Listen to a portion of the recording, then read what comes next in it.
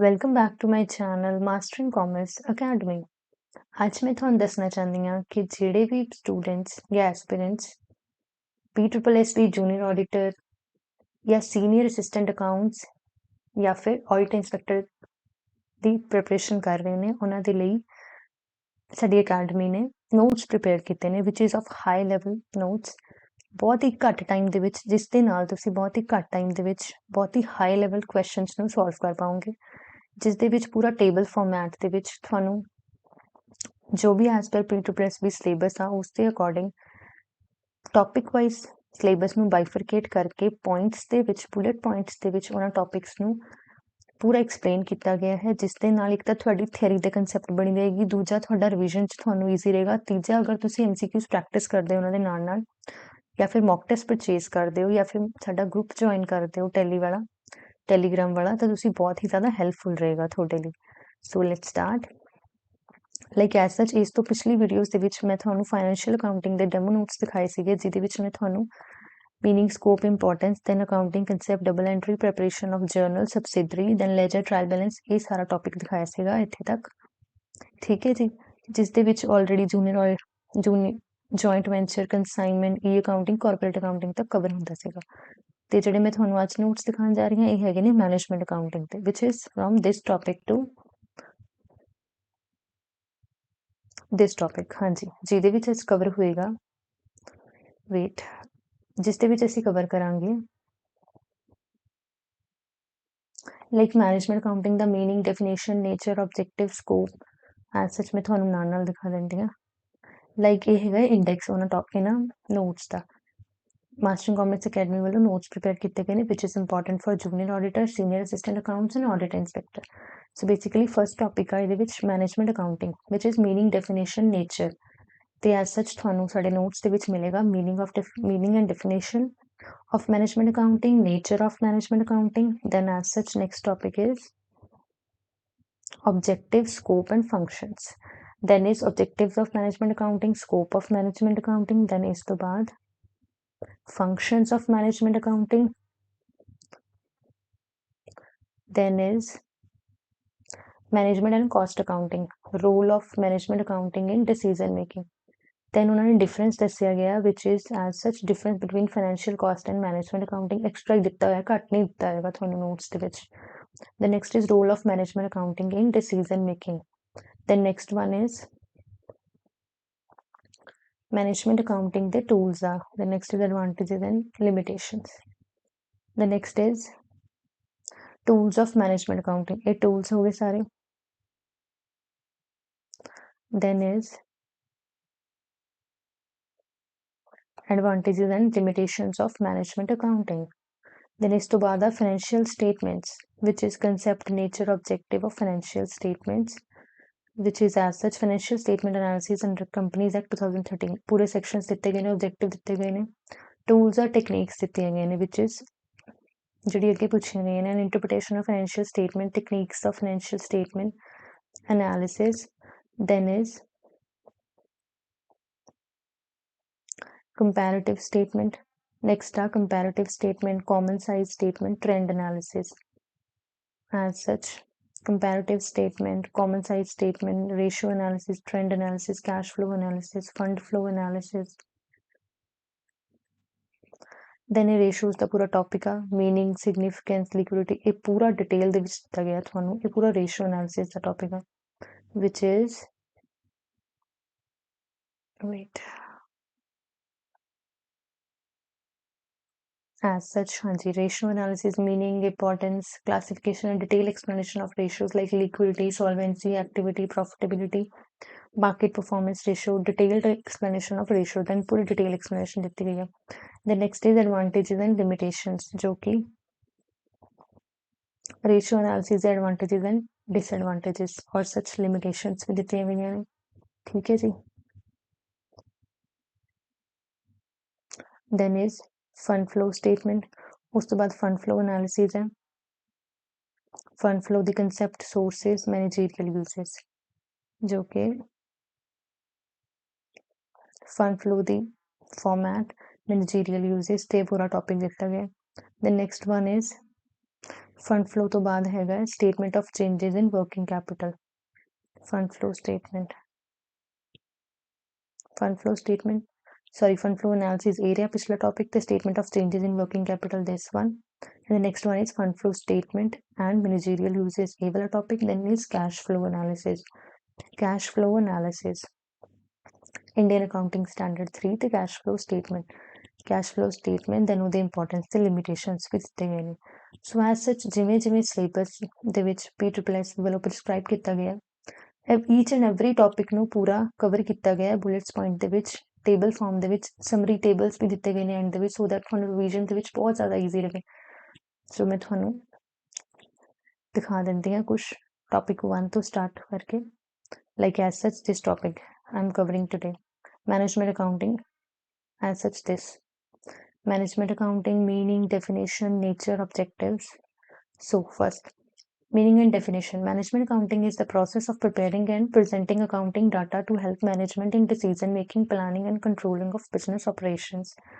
So management accounting is basically process ਆ ਜਿਹਦੇ ਵਿੱਚ accounting data ਨੂੰ ਐਵੇਂ ਪ੍ਰਪੇਅਰ ਕੀਤਾ ਜਾਂਦਾ ਜਾਂ ਫਿਰ ਪ੍ਰੈਜ਼ੈਂਟ ਕੀਤਾ ਜਾਂਦਾ ਸੋ ਦੈਟ ਉਹ ਡਾਟਾ ਜਿਹੜਾ ਹੈਗਾ ਉਹ ਮੈਨੇਜਮੈਂਟ ਨੂੰ ਡਿਸੀਜ਼ਨ ਮੇਕਿੰਗ ਦੇ ਵਿੱਚ ਹੈਲਪ ਕਰਾ ਸਕੇ, ਪਲੈਨਿੰਗ ਦੇ ਵਿੱਚ ਹੈਲਪ ਕਰਵਾ ਸਕੇ, ਕੰਟਰੋਲਿੰਗ ਦੇ ਵਿੱਚ ਹੈਲਪ ਕਰਵਾ ਸਕੇ, ਸੋ ਐਜ਼ ਸੱਚ ਬਜਟਿੰਗ ਦੇ ਵਿੱਚ ਵੀ ਹੈਲਪ ਕਰਾ ਸਕੇ।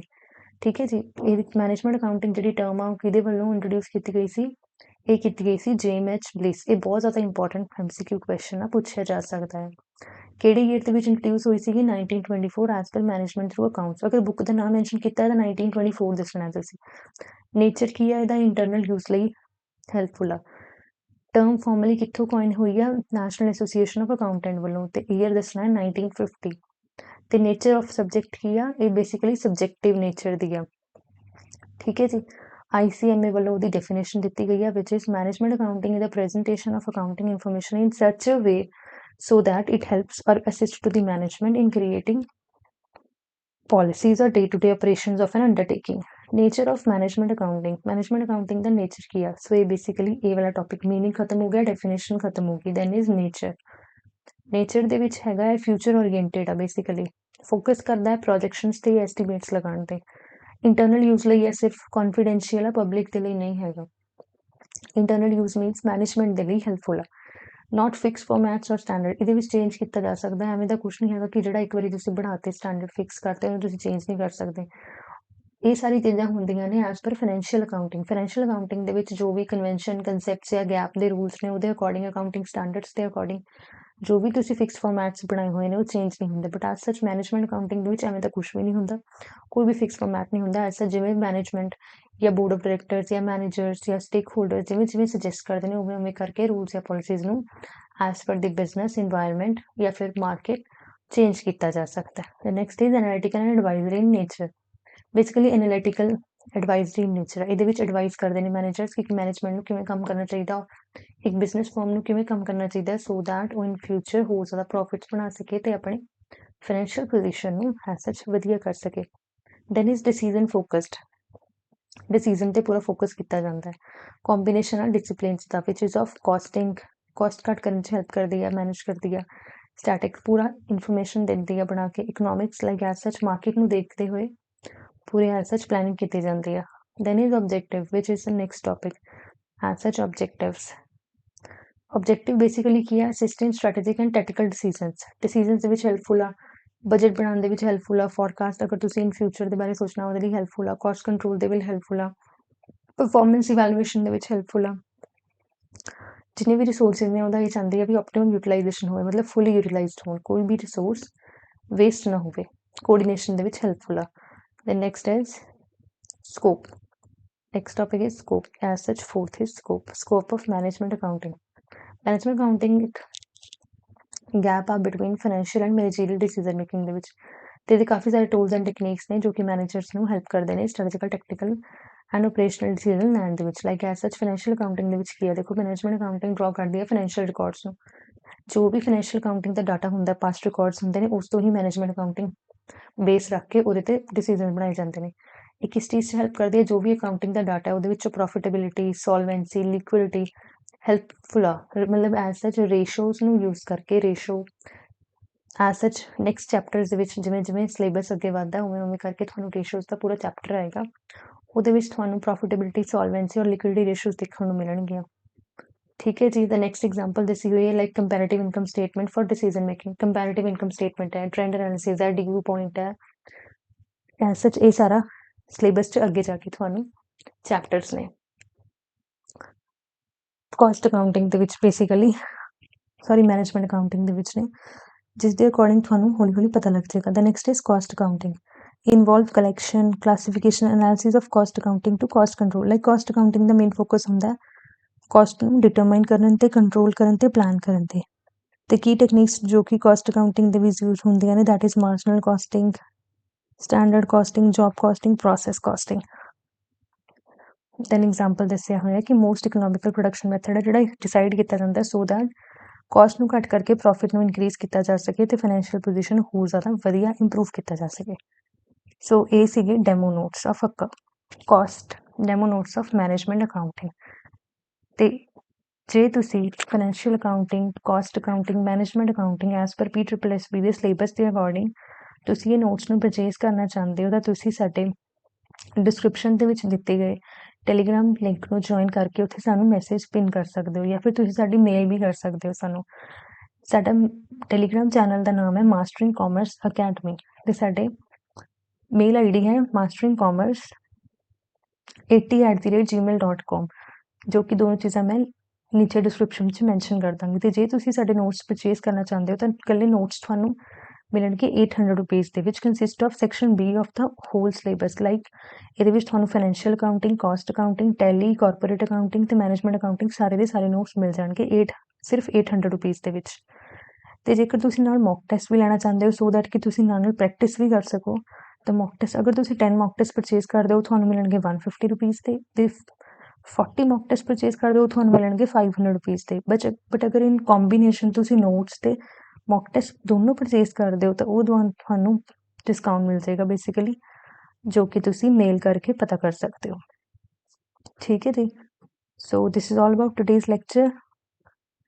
ਤੇ ਮੈਂ ਤੁਹਾਨੂੰ ਸੁਜੈਸਟ ਕਰੂੰਗੀ ਕਿ ਜਿੰਨੀ ਜਲਦੀ ਤੁਸੀਂ ਨੋਟਸ ਨੂੰ ਪਰਚੇਜ਼ ਕਰੋਗੇ ਉਨੀ ਜ਼ਿਆਦਾ ਤੁਹਾਡੀ ਪ੍ਰੈਕਟਿਸ ਦੇ ਵਿੱਚ ਅਪ ਆਏਗਾ। ਤੁਸੀਂ ਨਾਲ ਮੌਕ ਟੈਸਟ ਵੀ ਪਰਚੇਜ਼ ਕਰ ਸਕਦੇ ਹੋ ਸੋ ਦੈਟ ਤੁਸੀਂ ਨਾਲ ਪ੍ਰੈਕਟਿਸ ਵੀ ਕਰ ਸਕਦੇ ਹੋ। ਤੁਸੀਂ ਸਾਡਾ ਟੈਲੀਗ੍ਰਾਮ ਚੈਨਲ ਜ਼ਰੂਰ ਜੁਆਇਨ ਕਰੋ ਜਿਸ ਦੇ ਵਿੱਚ ਡੇਲੀ ਬੇਸਿਸ ਤੇ 10 ਮੌਕ ਟੈਸਟ ਪਾਏ ਜਾਂਦੇ ਨੇ ਜੋ ਕਿ ਸਾਰੇ ਸਬਜੈਕਟ ਦੇ ਰਿਲੇਟਡ ਹੀ ਹੁੰਦੇ ਨੇ, like financial, tally, cost accounting, management accounting ਔਰ ਕਾਰਪੋਰੇਟ ਅਕਾਊਂਟਿੰਗ।